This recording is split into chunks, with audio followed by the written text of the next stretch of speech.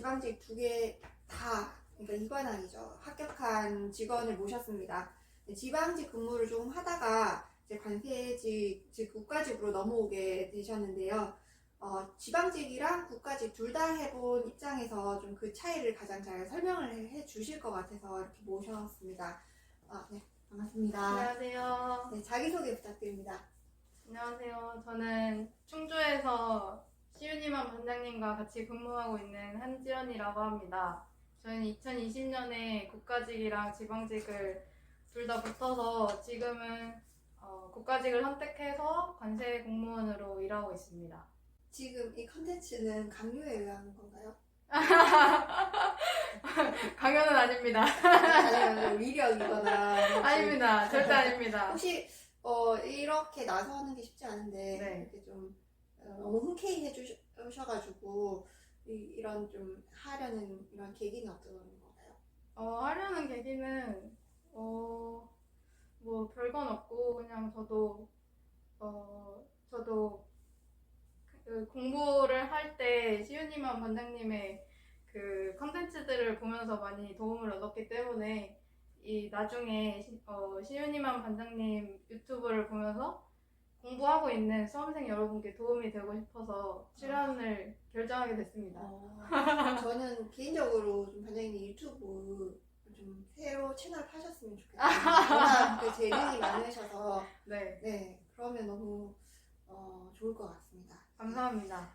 일단 이관왕 했다는 걸 알았을 때 제일 먼저 이제 떠올랐던 사람은 누구인가요? 아무래도 저희 부모님이 가장 먼저 떠올랐고, 그래서 제가 채점을 하고 나서 가장 먼저 부모님한테 알렸었던 기억이 납니다. 부모님 뭐라고 하셨어요?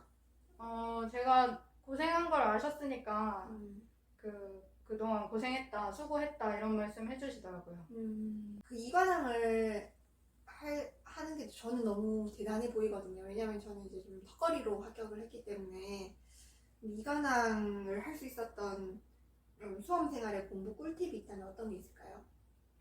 저는 사실 취업 준비를 하다가 공시로 넘어온 입장이라서 사실 베이스가 있었던 게 가장 컸던 것 같고요.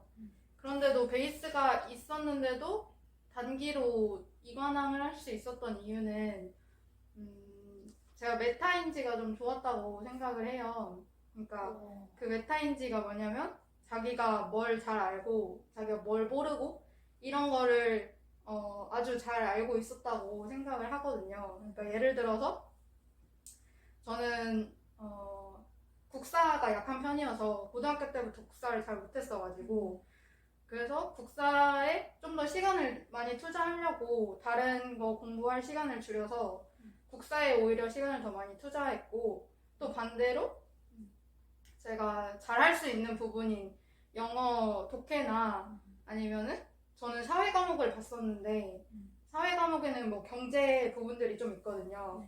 그런 부분들은 제가 좀 더 잘할 수 있었기 때문에 그런 부분들에서 시간을 많이 줄여서 제가 못하는 과목들에 좀 더 비중을 두었던 것 같아요. 그러니까 잘하는 과목이랑 못하는 과목을 정확히 인지해서 네네. 시간을 배분을 맞아요. 했다는 거죠. 만약에 다 못하면요? 다 못하면 그래도 뭐 본인이 잘할 수 있는 부분이 있거나 아니면은 같은 노력을 투입했을 때 좀 더 성과가 많이 나올 수 있는 부분들을 자기가 제일 잘 알 수 있거든요. 다른 사람이 그건 알려주지 못하는 부분인 거잖아요. 그래서 그 부분을 자기가 잘 알고 거기에 맞는 전략을 좀 잘 짜셔야 될 것 같아요. 지방직을 일단 근무를 하시고 그 다음에 이제 관세직의 근무를 선택을 하신 거잖아요. 그러니까 최종적으로는 관세직을 선택하신 건데 이렇게 선택한 이유가 뭘까요? 저는 가장 우선 순위로 뒀던 거는 제가 취업 준비를 할 때부터 저는 전공을 살려서 일을 하고 싶다라는 생각을 많이 했었어요. 그래서 제 전공이나 관심사 같은 부분들이 좀 더 관세직 공무원에 부합하는 면이 많아서 그래서 선택을 했던 부분이 있죠. 후회하지는 않으세요? 이제 국가직의 단점 그 이렇게 옮겨 다니는 거 그거를 생각하면은 사실 후회할 때가 있긴 해요. 그치만 일적인 부분에서는 제가 원했던 일이었기 때문에 사실 그런 부분보다는 좀 더 일적인 부분이 저한테 크게 다가와서 후회하지는 않는 것 같아요. 일단 반님 성격이 뭔가 좀 자유롭고, 그러니까 재능도 많고 좀 그런 느낌이 많이 들거든요. 근데 이렇게 뭐 보수적인 공무원 조직이랑은 또 뭔가 그 답답해했을 수도 있겠다 네네네. 이런 생각은 들거든요. 제가 그런 답답함을 오히려 지방직에서 더 많이 느꼈었고, 그래서 그 지방직을 그만둔 이유 중에 그것도 있었어요. 그 답답함과 네. 좀 기계적인 업무 스타일 같은 것도 조금 저는 안 맞다고 생각을 했고, 그리고 좀 지방직이 국가직보다는 아무래도 그 되게 좁은 사회거든요. 그래서 거기서 오는 그런 답답한 부분들이 저는 좀 이거는 좀 피하고 싶다라는 생각이 좀 들었었어요. 그래서 이제 관세직은 그보다는 더 나을 거라고 생각하고 네네네. 또 본인의 전공이랑 또 잘 맞는다고 맞아요. 생각하고 오셨는데 그런 거는 있나요? 미처 생각하지 못했던 부분이요. 그러니까 관세직 공무원은 이럴 거라고 생각했는데 미처 좀 생각하지 못했던 부분이 있나요? 이럴 줄은 몰랐는데. 저는 승진에 대한 부분이 좀 크게 다가오더라고요.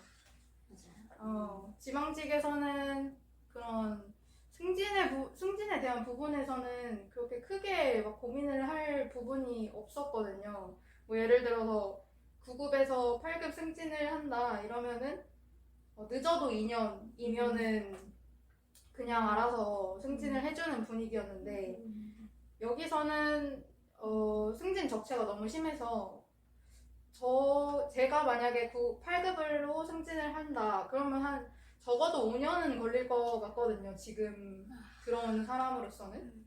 그래서 그런 부분들은 저는 이렇게까지 오래 걸릴 거라고 생각은 못했는데 네, 막상 들어오니까 되게 크게 느껴지더라고요. 그런 부분이. 다시 되돌아가. 다시 되돌아간다면 저는 그래도 여기 올 것 같아요. 일단 후배가 만약에 이제 똑같은 둘 다 됐어요. 네. 지방직이랑 국가직 둘 다 됐으면 어떤 거를 추천하고 싶으신가요?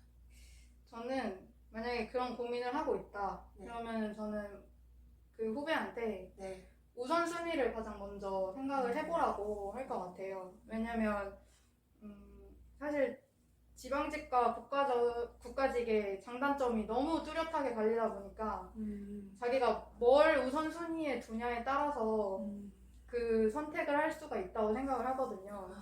네, 예를 들어서 제 친구는 저랑 전공이나 관심사가 되게 비슷한 친구인데도 자기는 정착 연고지에 사는 그런 거를 가장 큰 우선순위로 둔 친구라서 그 친구도 되게 좋은 점수로 아마 국가직도 합격을 했을 거예요. 근데 지방직을 선택해서 지금은 되게 만족하면서 잘 다니고 있어요.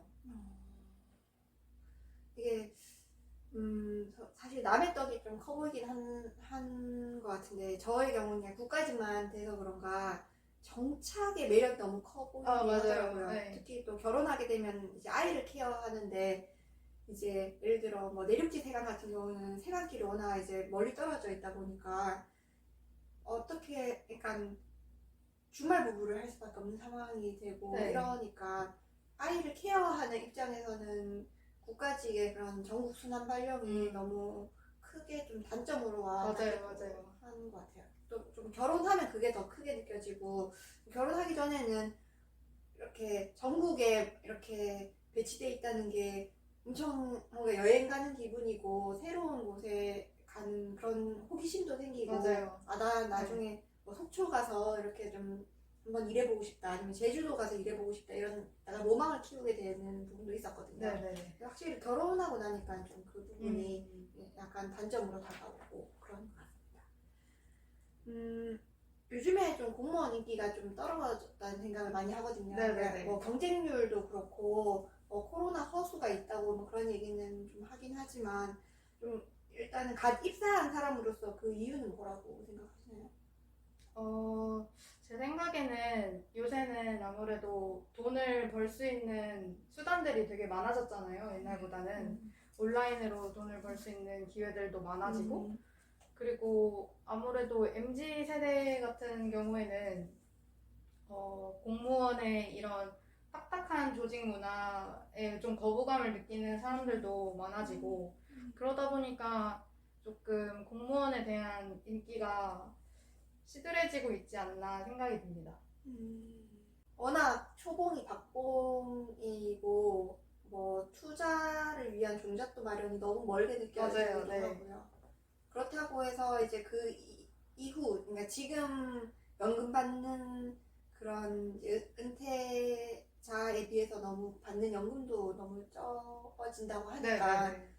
사실 좀 그런 메리트가 예전에 비해서는 많이 좀 줄어든 것 같긴 합니다. 마지막으로 수험생에게 하고 싶은 말씀 있으시나요? 저는 수험생분들에게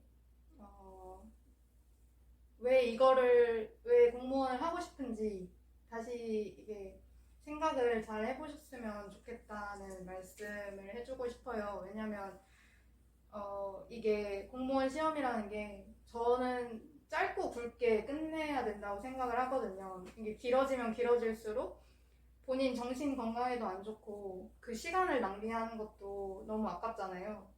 그래서 그렇게 왜 나는 공무원이 되고 싶은지 다시 잘 생각해보고 그 생각을 가지고 절실하게 공부를 해야 합격은 한다고 생각해요.